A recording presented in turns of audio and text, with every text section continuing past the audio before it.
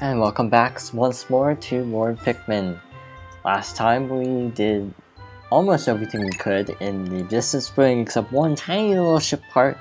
Actually, one giant ship part. But this time we'll easily be able to get it. Again, if this were the Wii version, we could have already gotten it because it's so easy in the Wii version because how apparently broken it is. Again, all I know is based on another LP that I watched recently. Yeah, this part is completely dumb. I think you could get like a max of 50 on this, so we're only gonna take 50. I'm taking the minimum number completely on purpose because of reasons. Actually, I probably shouldn't be taking the minimum number. What am I thinking? Yeah, I'm not thinking, that's what I'm thinking. Yeah, if you can trick it out, it's super easy. I just have never been good at that trick. Leave me alone, dude. That guy's super determined to try to get us.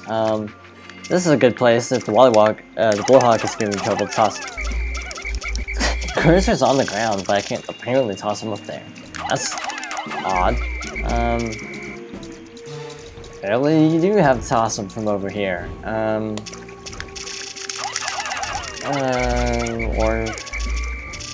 Okay, this is weird. Like, why can't the Pikmin go up at any... Oh, apparently now it's working. Somehow. Suddenly this height is so much better than that other height. I don't even know sometimes. Maybe the ground is higher here. I seriously don't know. Should only take half the day, minimum. But that was a huge time waster right there. So just toss Pikmin into the thing. Great description. Until it closes, then you can stop tossing, obviously. You want to kind of reassemble your folks, then just keep doing it until you have... I'm gonna go 30, just to be on the safe side. Because it goes 10 at a time. So I'm just gonna go 30, just to be safe. Yeah, Pikmin sprouts so much slower in this game. I'm not used to it. Yay! Button mashing! I probably should have brought more blue Pikmin actually. This is gonna be a time waster, isn't it? If I brought 100 I wouldn't have to spend so much time sitting around. Well, oh well. So this is kind of a tight squeeze for this many Pikmin. Just toss them and hope for the best. You don't want to swarm them towards you and right off the ledge. I hope it only takes 20. That'd be kind of nice. But I just made 30 Pikmin just to be safe. It's 20. See, I don't always remember stuff about this game perfectly. When it drops... Wow, glitchy Pikmin. This is the Chronos reactor, which is part of the engine if I recall correctly. We want to ditch them in the corner, because they can't swim. These guys can swim though. Boom. I didn't want to examine Olmar. Now we have to go through the reverse of the process and turn them back into blue Pikmin to actually get them off of this place. You can't actually just go to sunset and trick it out that way. Like once the part actually gets back to the ship, then you can just go to sunset and then skip turning all the blues into yellows, but I'm just doing it this way for convenience. And because we have time to kill, because we're just literally waiting for that ship part to get back. What else can I even talk about? Apparently Gen 7 of Pokemon's coming soon. That's actually all news now. But, yeah, I haven't actually gone into Gen 6 very much, so I'm not sure how to feel about that. If I had the GBA version of, like, Mystery Dungeon, I'd probably LP that before even Fire Red, which I don't know, probably sound weird to someone, but I actually do like the mystery dungeon games a lot because they're so story driven compared to the main games. And I'm just gonna sit tight because they're almost no, they're not. What am I thinking? Like I didn't want to run right in front of a bull bear when the ship part cutscene began, but there's no fear of that. A little over quarter of the day, not too horrendous.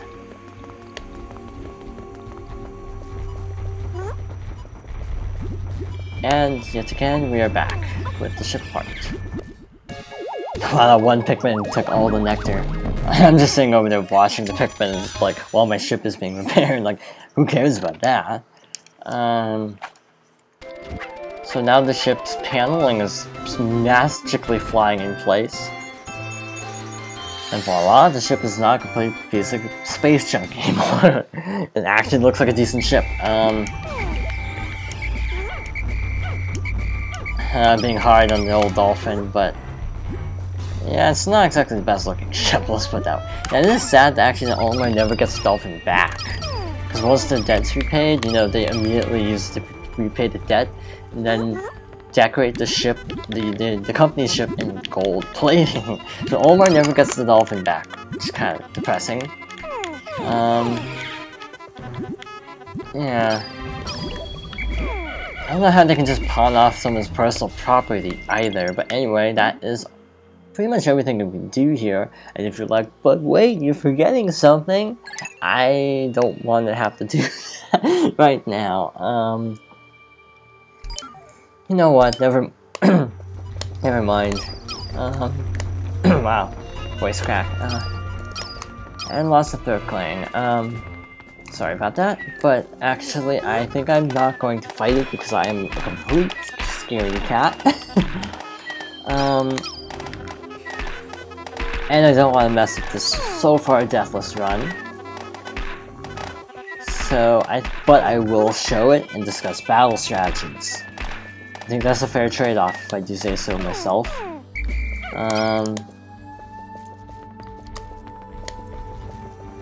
Yeah, that's how I'm gonna do it, because I do not want to fight the Smoky Prog, because I've never done a deathless fight of the Smoky Prog, and I honestly don't think it would end well. So I'm sorry if I'm kind of cheaping out that I'm not actually showing the fight, but... Actually, there is a strategy I've read online that maybe I'll try. If I was Yellow Pikmin... Hey look, Yellow Pikmin are finally getting... used again for some meaningful purpose. Yeah, I do feel like the Pikmin are generally not utilized very well in this game. And I can't even say it's any better in Pikmin 2. Because it's still kind of imbalanced, because towards the end game, you don't really actually use yellows hardly at all, because there are no enemies that actually require electricity. I mean, look at, take,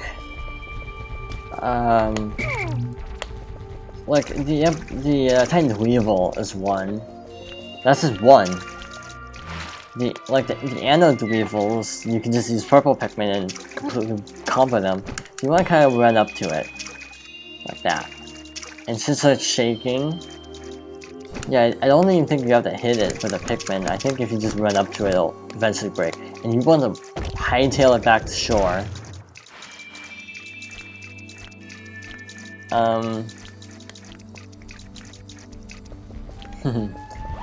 Yep, hightailing it. Okay. We are back to the base camp, and I'm gonna keep an eye out. So what you want to do is, where it comes to shore, which seems like it's gonna be about here, toss all the Pikmin there. This is getting a little closer. I'm gonna do this and see if this works. That did nothing. Okay. Well, that's just delightful. What this guy does is he goes here and roars. This uproots Pikmin. That's bad. Because if it uproots Pikmin, it's only vulnerable just on its face where it's solid. where it's sort of like flaky and not completely solid, that is basically poison. Yeah, poison. Does half damage to Olimar, so imagine what it does to Pikmin. Just touching that where it walks, where it moves, will kill a Pikmin. Try one more time. Do some kind of strat here.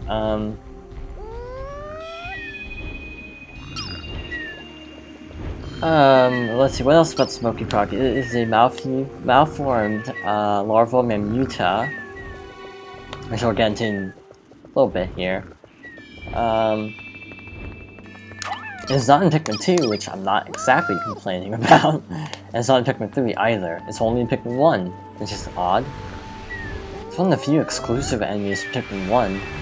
The only other one I can think of is the Candy Beetle, but there's the larval Candy Beetle elsewhere. Let's try to see if a Pikmin can do something about this guy. Come on, throw the bomb at his face. No damage. Okay, so yeah. But yeah, he doesn't actually directly attack, interestingly enough, which actually creates interesting dilemma. Here's a fan theory of mine. Not a fan theory, because, well, I am a fan, and this is a theory, but it's not like an official fan theory.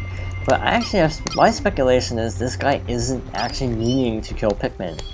He's just an infant Mamuta who just doesn't know any better, and just maybe doesn't even know he's like super toxic and poisonous to Pikmin. Maybe he just wants to kind of be their friends, because he is uprooting the Pikmin. And I'm doing this on purpose because all the Pikmin are safe. No Pikmin are out, and they have all the ship parts here anyway. So let's just show what happens if you die.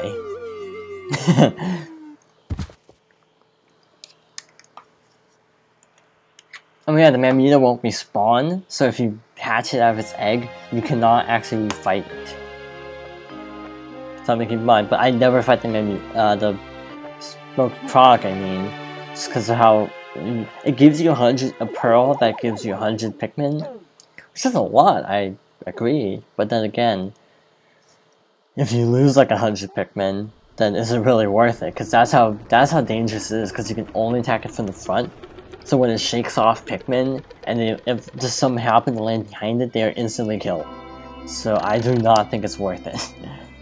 Just actually replace the normal text because I died, technically. Yeah, the weird dip there is basically because of the candy pop button, if you're wondering why there's an even dip both ways. Have a little time. Oh yeah, one thing I do want to point out about the final trial is actually there are meteors here. That's cool, right? You only see that effect here. But I want to go back because it is an even number day. Briefly return to the impact site. And I say briefly intentionally because it shouldn't take more than like 2 minutes. And this also ties into my theorizing. So, oh yeah, all the pellets respawn, as you can see, and all 3 pearly clamps will have stuff now. Well, I have pearls, because the one containing the ship part will also have a pearl now.